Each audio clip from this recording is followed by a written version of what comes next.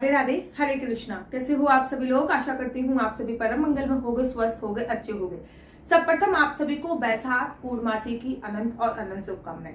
वैसे तो सारी ही पूर्णिमा अपने आप में विशेष महत्वपूर्ण होती है, लेकिन अगर मैं बात करूं बैसाख पूर्णमासी की तो ये बहुत ज्यादा महत्वपूर्ण होती है, क्योंकि बैसाख का महीना भगवान श्री हरि विष्णु का पसंदीदा महीना है और उसकी पूर्णिमा भी बहुत महत्वपूर्ण होती है।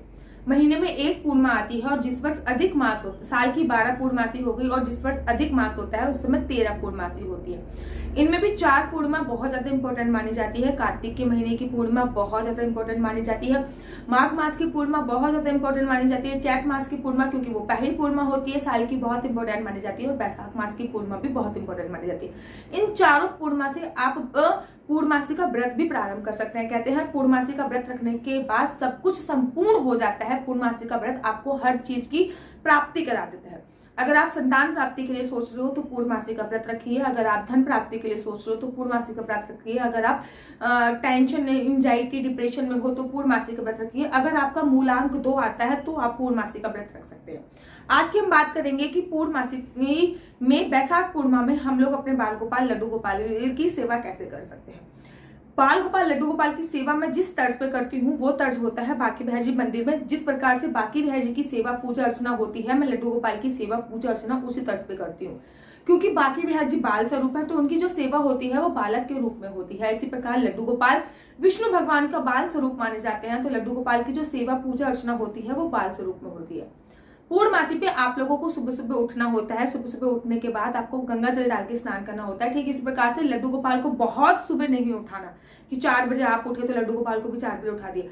बांके बिहारी जी के मंदिर में बांके बिहारी जी को थोड़ा सा लेट उठाया जाता है, क्योंकि श्री हरिदास जी जिन्होंने बांके बिहारी जी को प्राकट्य किया था, उनका मानना था कि बांके बिहारी जी रात को निधि वन में रास करने के लिए जाते हैं तो लाला जो है वो बहुत थक जाते हैं, इसलिए वो उनको देरी से उठाया करते थे। आपको भी यही करना है। बाकी अपने लड्डू गोपाल जो कि आपके बांके बिहारी जी के ही स्वरूप है, उनको आप 5:30 बजे, 6 बजे अकॉर्डिंग टू टाइम आप उठा दीजिए, लेकिन कम से कम 6:30 बजे तक आपको उनको एनीहाउ उठाना ही उठाना होता है। लड्डू गोपाल को उठाइए, उनको दूध ऑफर कीजिए सबसे पहले, या फिर जो भी आपके परिवार में रूल्स रेगुलेशन होता हो वो ऑफर कर सकते हो। कोई पहले स्नान कराता है, कोई पहले दूध देता है, वो आपका अपना भाव होता है, ठीक है ना।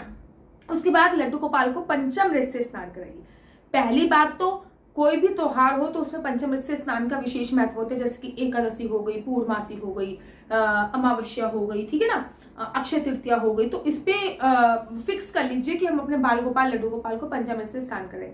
लेकिन अगर आप अपने बाल गोपाल लड्डू गोपाल को पंचामृत से स्नान नहीं करा रहे हो तो इस बात का ध्यान रखिए कि पूर्णमासी पे तो जरूर पंचामृत से स्नान करिए, क्योंकि पंचामृत में दूध जो होता है वो चांद से रिलेट करता है, दही जो होता है वो चांद से रिलेट करता है, क्योंकि दोनों चीजें ही सफेद होती हैं और पूर्णमासी पे सफेद चीजों का बहुत महत्व होता है। उसके बाद आप अपने बाल गोपाल लड्डू गोपाल को सफेद वस्त्र धारण कराइए, क्योंकि इस दिन हमारे बांके बिहारी जी सफेद वस्त्र धारण करें, बड़े सुंदर लगते हैं। लाला वाइट सफेद रंग की जो पोशाक पहनते हैं ना, उनमें इतने खिलके आते हैं मैं आपको बता नहीं सकती।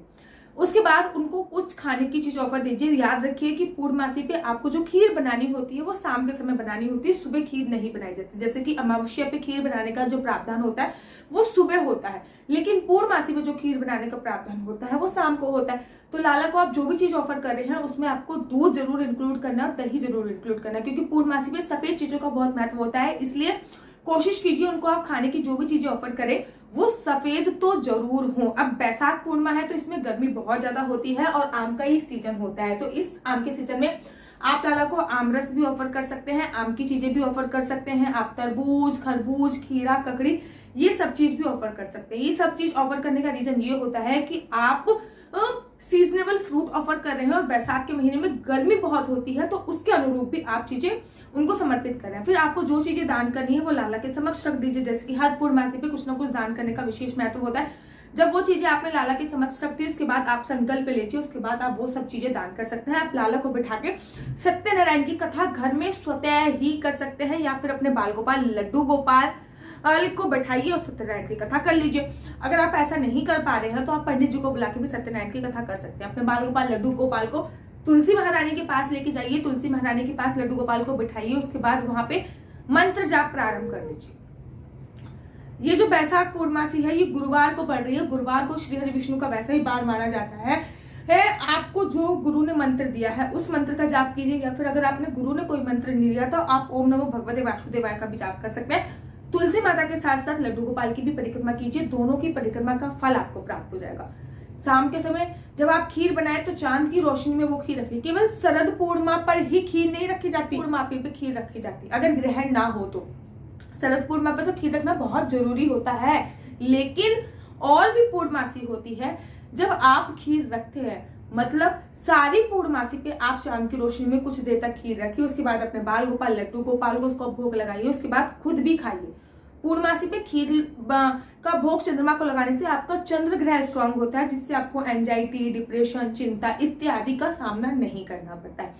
लड्डू गोपाल को इस दिन जिस इत्र की मालिश करनी है वो होता है चंदन का इत्र, क्योंकि चंदन जो होती है वो शीतलता प्रदान करता है और बैसाख में बहुत ज्यादा गर्मी होती है।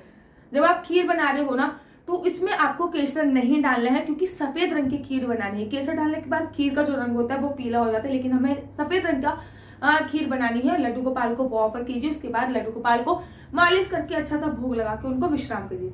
केवल कुछ बातों का ध्यान रखना है, जैसे कि पंचामृत से स्नान कराना है, सफेद रंग के वस्त्र धारण कराने हैं, चंदन के इत्र से मालिश करनी है, सफेद चीजें खाने के लिए देनी है, सत्यनारायण की कथा करनी है लड्डू गोपाल के सामने बैठकर, या फिर यूट्यूब पे भी सुन सकते हैं। तुलसी माता और लड्डू गोपाल की परिक्रमा करनी है, सेवा करनी है, और साथ ही के साथ एक चीज और, खीर का भोग अवश्य लगाना है। अपनी कुंडली दिखा के मुझसे जान सकते हैं कि आपको बिजनेस करना है या फिर आपको जॉब करनी है।